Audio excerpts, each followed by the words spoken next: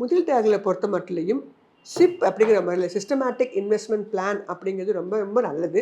So அது share மார்க்கெட்டாக இருந்தாலும் சரி, கோல்டு சில்வர் இன்வெஸ்ட்மெண்ட்டாக இருந்தாலும் சரி, மியூச்சுவல் ஃபண்டாக இருந்தாலும் சரி, நீங்கள் எப்போதுமே சிறுக சிறுக விஷயங்கள் நீங்கள் பண்ணிகிட்டே வந்தீங்க அப்படின்னா, இன்வெஸ்ட்மெண்ட் அப்படிங்கிறத நீங்கள் பண்ணிகிட்டே வந்தீங்கன்னா, மார்க்கெட் ஏற்றத்தில் இருந்தாலும் சரி, இறக்கத்தில் இருந்தாலும் சரி, நீங்கள் பண்ணக்கூடிய விஷயம் அப்படிங்கிறது உங்களுக்கு லாபகரமாக இருக்கும் அப்படிங்கிறதுனால, இந்த மாதிரி சிச்சுவேஷன்ஸ்லாம் கண்டு பயந்துராமல் உங்களுடைய இன்வெஸ்ட்மெண்ட்டை நிறுத்திடாதீங்க. பல்காக இன்வெஸ்ட் பண்ணுறவங்க தான் மார்க்கெட்டில் எந்த மாதிரி சிச்சுவேஷன் நடக்குது, அது பீக்கில் இருக்குதா, லோவில் இருக்குதா, இந்த மாதிரி பலவற்றை பார்க்க வேண்டும். ஆனால் முதலீடு என்று வரும்போது அதையும் நீண்ட கால முதலீடாக நீங்கள் பார்க்கும் பட்சத்தில் இறங்கிட்டு இருக்குன்னா அதை வாங்கக்கூடிய ஒரு வாய்ப்பாக கருதுங்க.